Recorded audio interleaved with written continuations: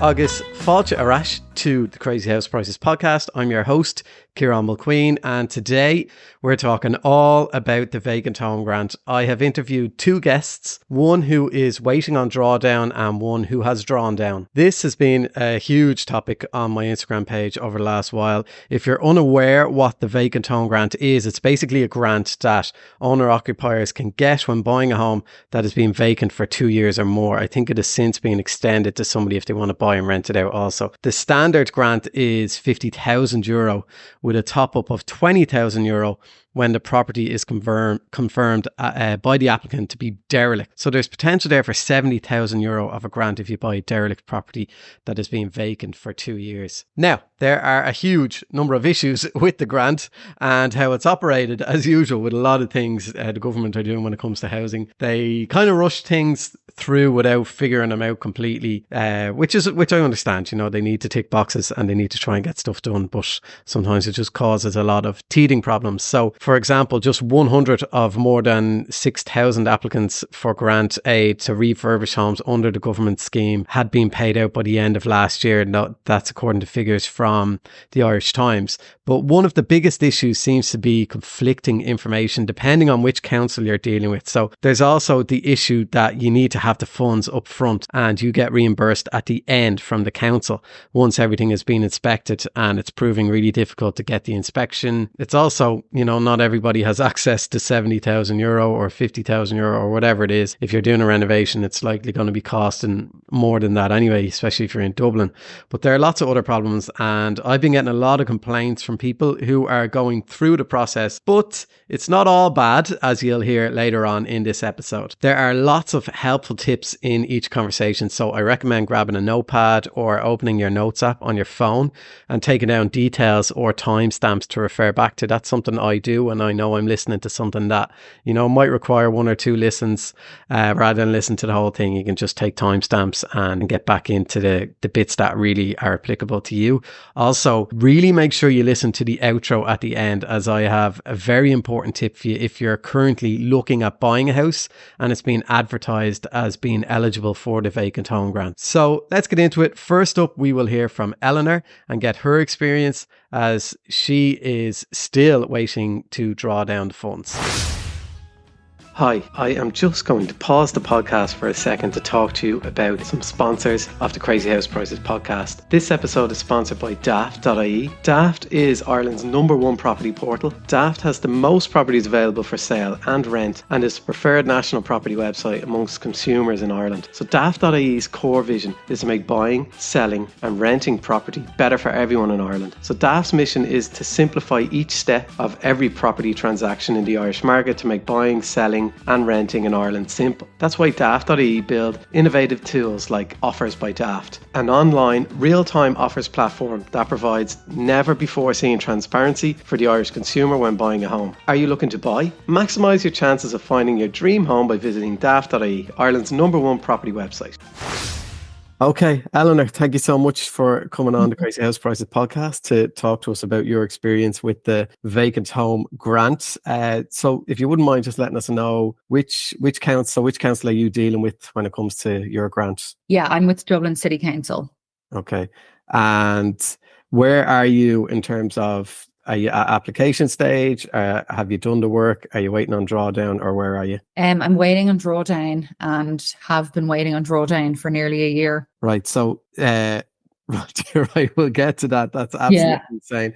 But let's just maybe go back to the start, because I know the application process, people are saying, is very tedious. So can you kind of talk us through the application process? What steps did you have to take initially? Yeah, so I went sale agreed on a house in Inchicore in September 2022, and my other big bugbear with the house buying process in Ireland is probate, but that's a conversation for another day. Yeah.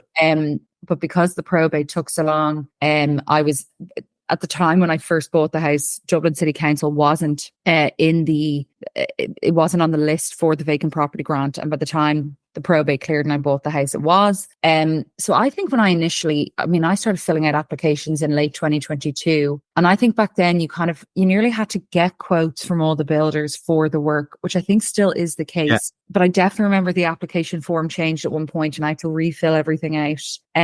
So I think I put that in maybe, somewhere between October 2022 and February 2023. But it became quite fortuitous in the end that I got the keys for this house in March 2023. And the week I got the keys was when they did the first inspection. And that was a very nice guy who they sent out. And to be fair, like, this house had been empty 8 years. There were burn marks and plugs. Like, there was crazy wiring everywhere. Like, you could tell the place needed work, and he spotted that straight away. So yeah, I remember everything about it being quite tedious. Like, even when I first went on the website, like, there was no button to click to like apply, and it was all this digging. And eventually I found an email address, and that's how the ball started rolling for me. And then, I filled out one application form, then it changed. I had to fill out another. I did that. They did the first inspection, and then I started the work. And this house needed the work. I would have been doing it no matter what. So I started the work, I think, early April 2023 when they'd done the first inspection. Yeah. So you had approval before. You have to have approval before you touch the place. Is that right? I actually didn't. So you have to have the inspection has to be done before you touch the place, because otherwise they won't know what state it was in. And do they take photos during the inspection, or what do they do? He did. Now, he didn't take loads of photos. He took a few, but again, there were burn marks and plugs. I was able to very easily prove the house had been empty 8 years. So that part of the process was very simple. He would, again, the guy who inspected it was like, "Oh, this place needs work. I'm putting you forward." No, like, he took some photos. Again, like, there was a drain pipe outside that was rusting and looked like it was about to fall off the house, and some other issues. But no, I started the work early April because I knew whether they approved me or not, I was going to have to do it. Yeah. And the house was empty. I was fortunate that I was living with my mum at the time. So me and my builder had decided, like, this, we're gutting it. So the one thing I will say, and this is where you really, when you're filling out the application form, have your builder sit down with you, go through it, because it's line itemized.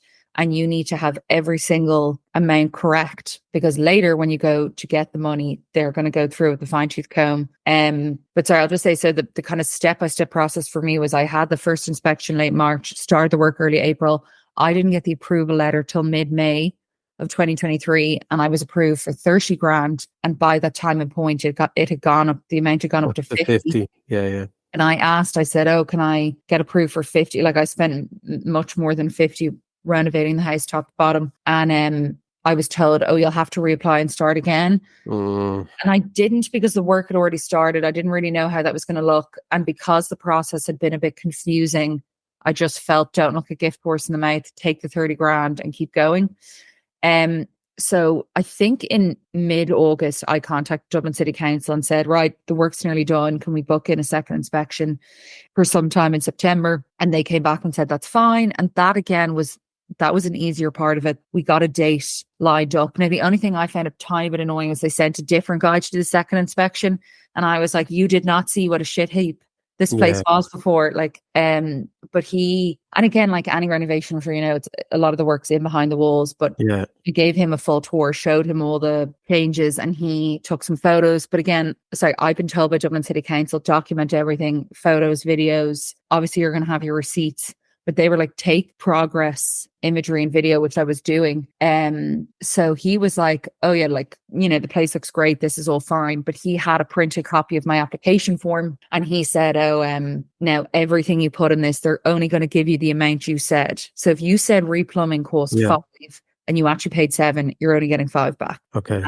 And that's where he was. And I honestly at this point was like, "Can I have a look at that? I haven't seen that in months. I can't even remember what I wrote on it."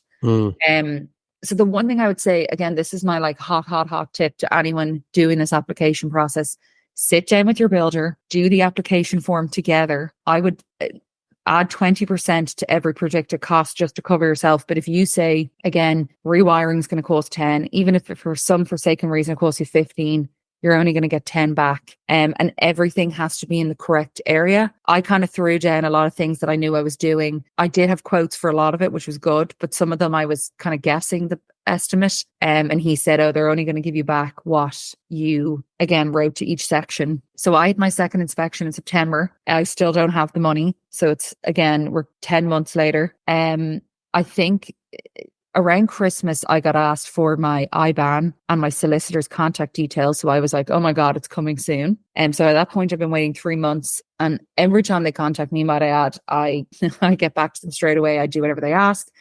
I found some parts of it a bit, like in December, I was asked for tax clearance certs for all my builder, my plumber, and my builder, plumber, and the electrician. And that was fine. I got those. I sent them over, but it's all quite bitty. Yeah. Like it could be streamlined where you're just told ahead of time, here's all the things you need to draw down. Yeah. So it seems to me that they put this thing in place without actually working through how it would work in the real world. So you obviously have a good relationship with your builder then, if you're able to sit down with him or her and go through all the quotes. So assuming, because it was so long ago, and I know how renovations work, I did one myself, I know the price of things goes up. So when you initially put those quotes in, did anything go up after that? And if that was the case, so you're not getting the extra money for that. And are you still only getting the 30 or are they giving you the 50?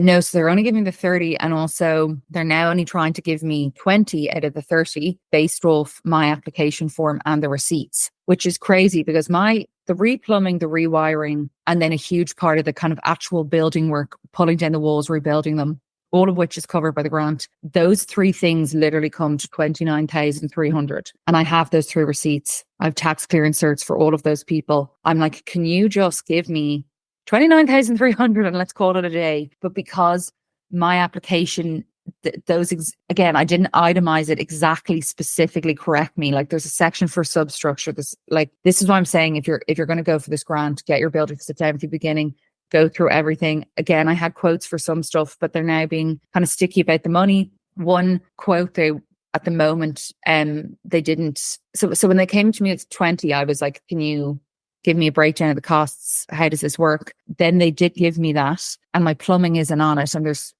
no reason why I can see why they wouldn't. I have a tax clearance cert. I paid that money. And now I'm looking at that receipt and I think there's a bit of handwritten writing on it. I don't know if that's an issue. The address, my full address wasn't on it. So I basically got the plumber to reissue that receipt with all the details. I actually printed out my bank statement and highlighted the payments to send that off. So again, if you're applying for it, I just think the information you're giving at the beginning isn't clear enough.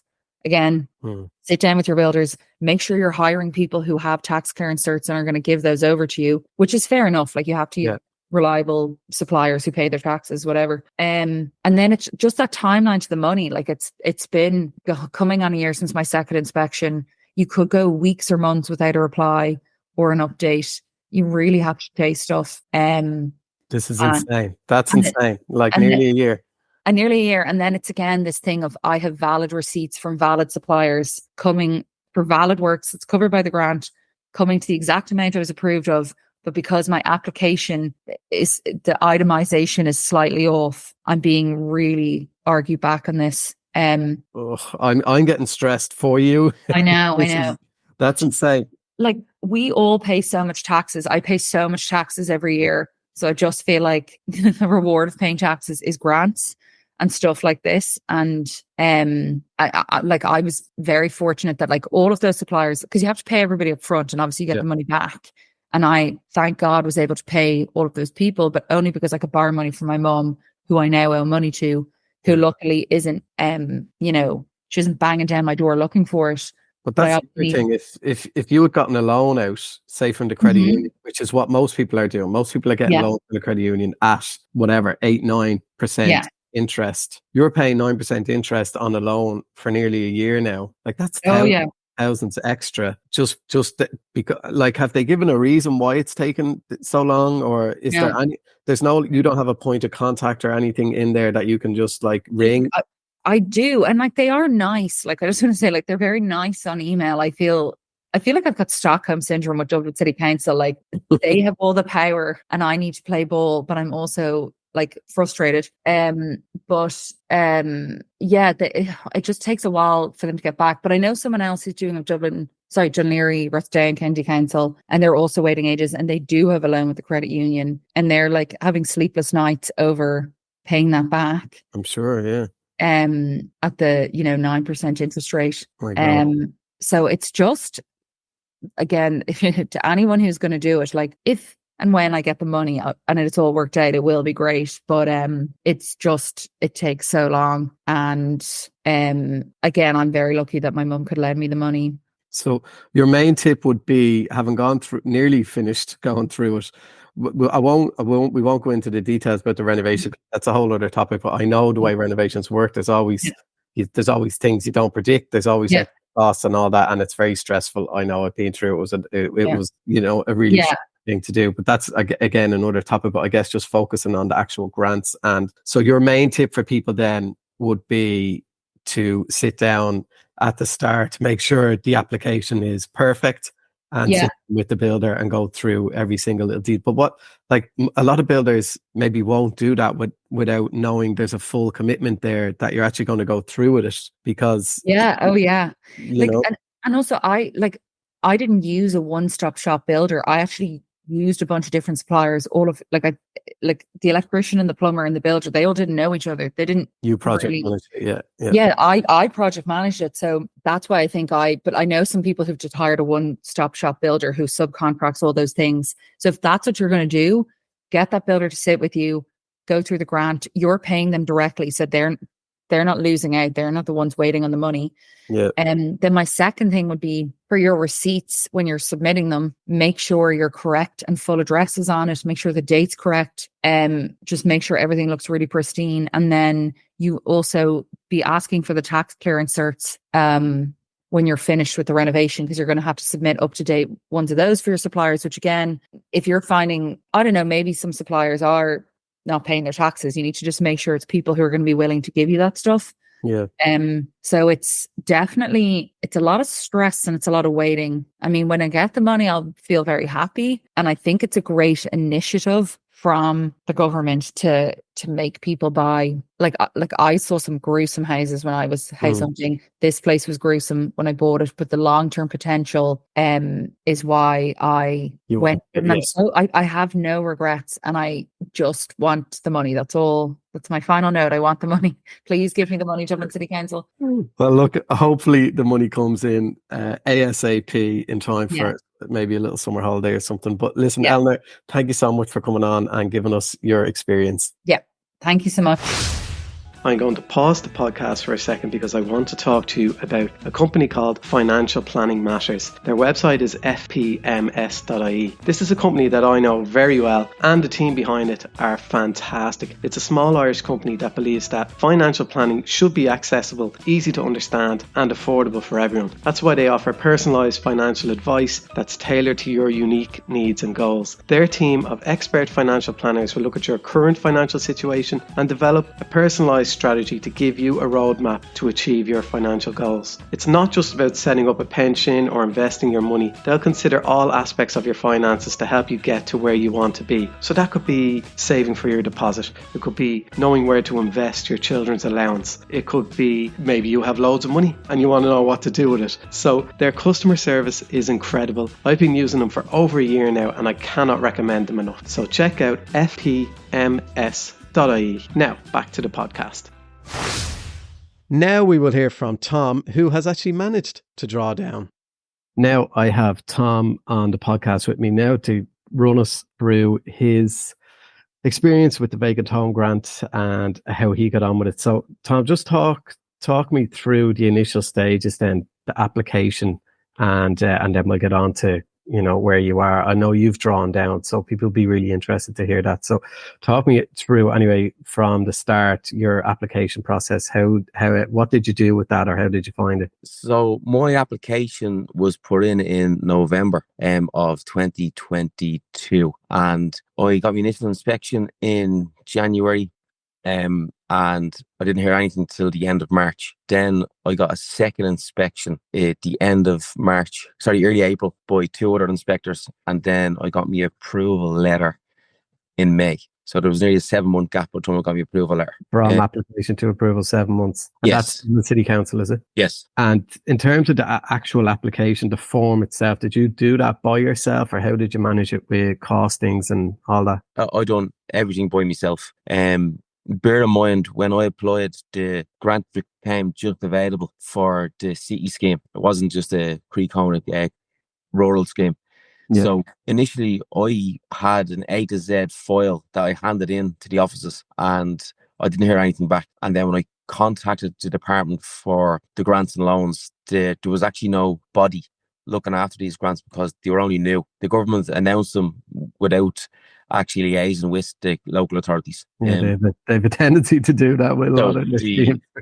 They announced it without informing the local authorities, and it was paperwork. It was, look, I picked a day where I went off and got everything that I needed to get, and every time that I needed something else, like a surveyor's letter for the proof of vacancy or dereliction, which we'll get to in a few minutes, and everything else was literally, even if you aren't savvy with printing or emailing, if you pick a day and you went out and it's just your proof of address, proof of vacancy, proof of ownership, the home has to be insured, you have to not be in arrears of your mortgage, everything has to be above board, and it's literally the step-by-step guide from A to Z.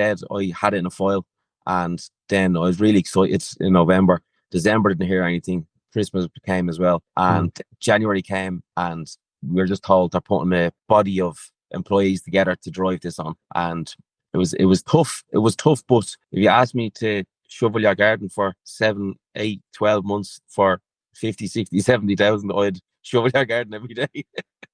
I was just thinking that, I know people are complaining a lot about the application itself, but it's like, it could be worth, as you said, up to 70 grand or 50 grand if it's vacant. So it's definitely worth it. I have been speaking to a good few people about this, and a really good tip I got in, and I'll say this in the intro and stuff, but a really good tip I got in from people was to contact local councillors or local TDs, parliamentary assistants, and they can kind of help you with the application, running through it step by step. But it seems like you had it all kind of fairly under control. So that gives you all the documentation and stuff, the A to Z file as to what you need. How did you go about finding builders and getting quotes then for the renovation work? So I was lucky enough that I know a few builders, and I got 2 quotes of 2 different builders, and submitted them. Sorry, I submitted 1 quote, which was for over 79,000 at the time, is what the house needed.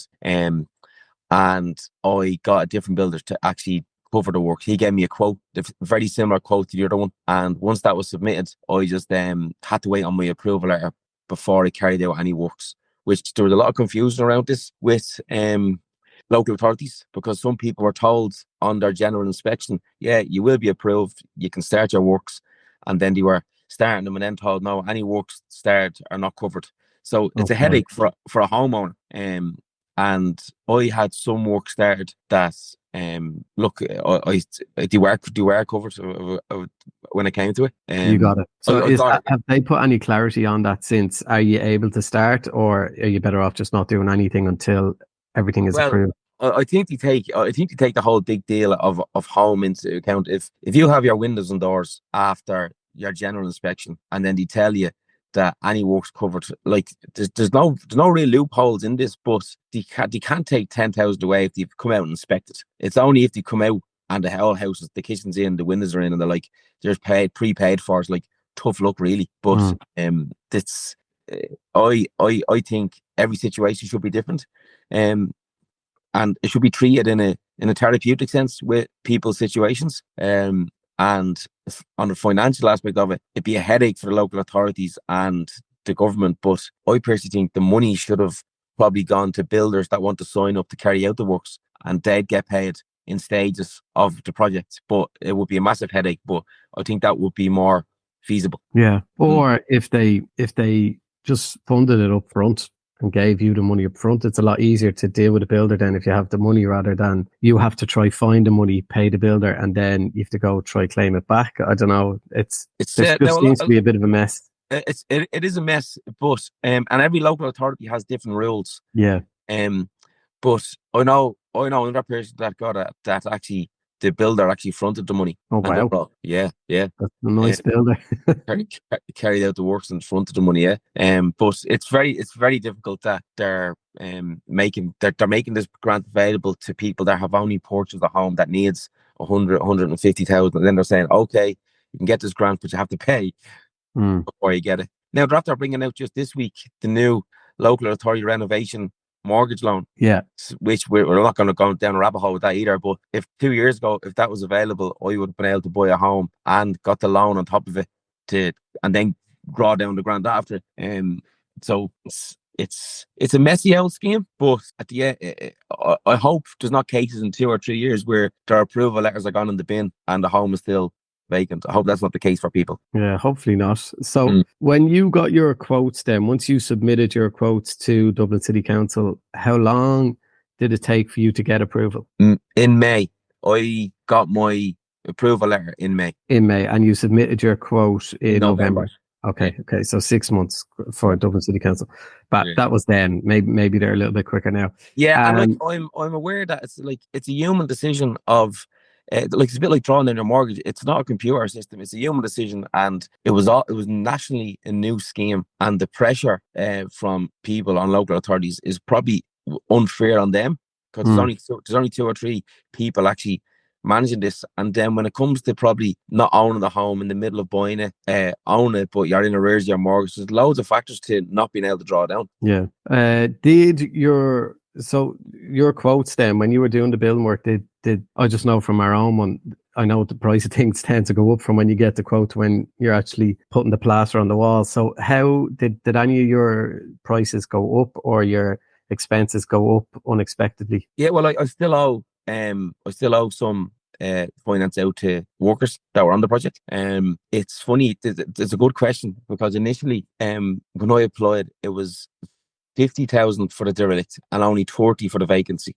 And I was only approved for the vacancy, which was 40,000 at the time. And then in January, Darragh O'Brien announced that they're increasing it to 70 for the derelict, and I got an engineer out, and he deemed the house derelict because there was a interior crack through the whole home. So there's a structural issue, yeah. Structural issue. So then I went from 30 to 70. So I had to reapply all again with me paperwork on a new application form. But it's worth it. It's 40 grand more. So it's good that they took that into account from your original application when it was 30 to 50 to then bring it up to 50 to 70. So fair play to them on that. That's good to hear. And it's the onus is on basically the client to push it as much as you can. Yeah, and as we said, it's worth it, if you keep pushing on it. So you're in the house now, are you? I'm in the house now, yeah. And all the renovations are done. Done. I'd still love to, like everyone, still love to have an extra 25,000. Yeah. But it's no, I don't think any house is ever done. But no. You're in there, and the workers are gone. So like in terms of the actual renovation process, how did you find that? Very.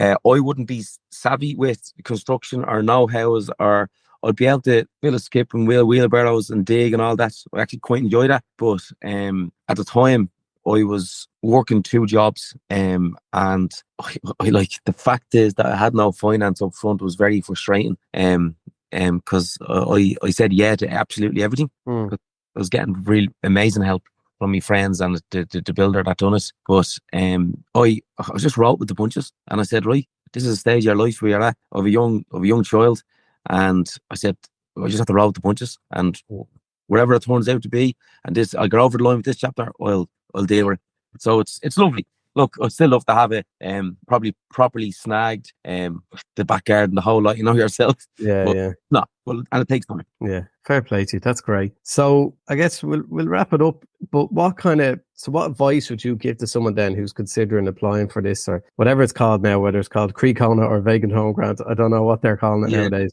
The Vacant Home Grant is probably more accessible for people. So what advice would you have for them? Be very, very patient with the whole process, and accept that as a journey. If you're lucky enough to be able to purchase a house, and then you're in a grateful position to get the approval or grant, enjoy the journey, roll with the punches. And if you're dealing with an awkward person on the phone, or they don't know what they're telling you, or they're telling you the same thing 100 times, or asking for the same document they sent you, bite your lip and send it on again if they have to.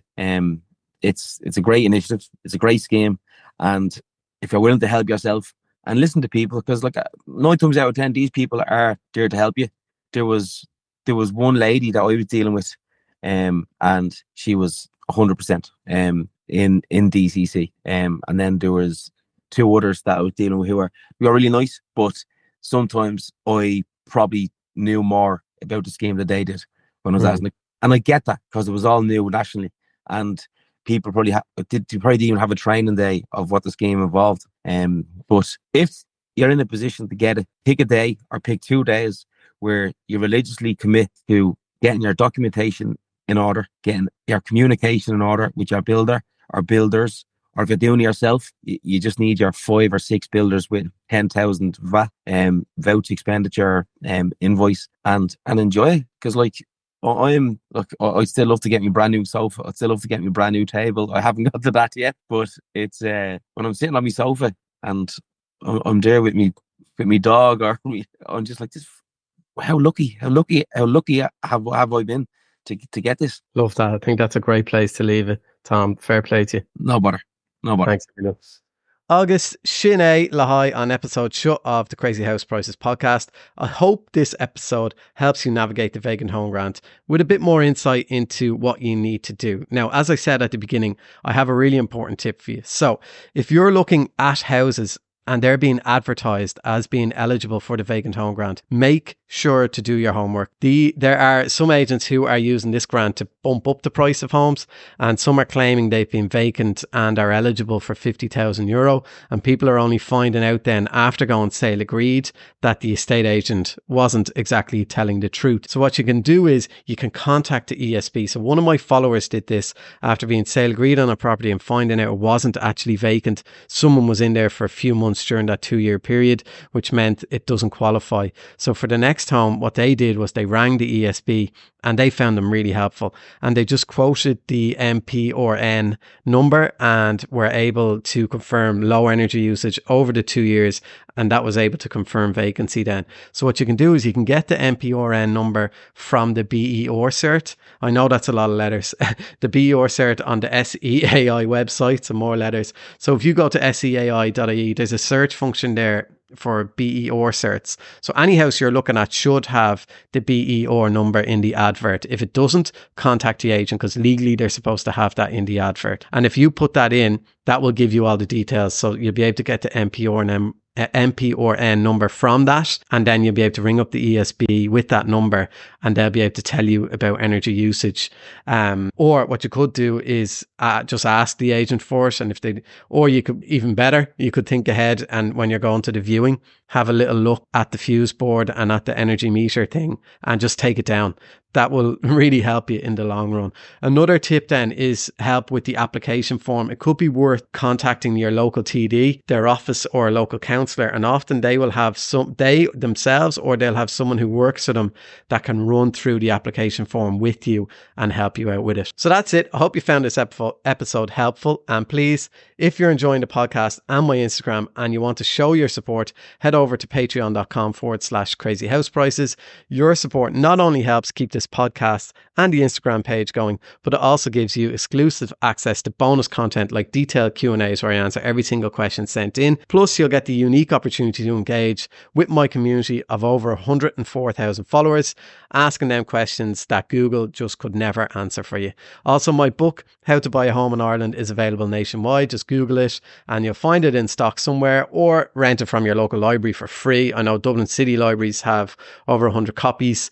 It was number 1 in the charts about a year and a bit ago. It's a really good book, if I do say so myself, and it will kind of really just help you with everything to do with buying a home in Ireland, hence the name of the book. Anyway, I'll chat to you all soon. Slán go fóill.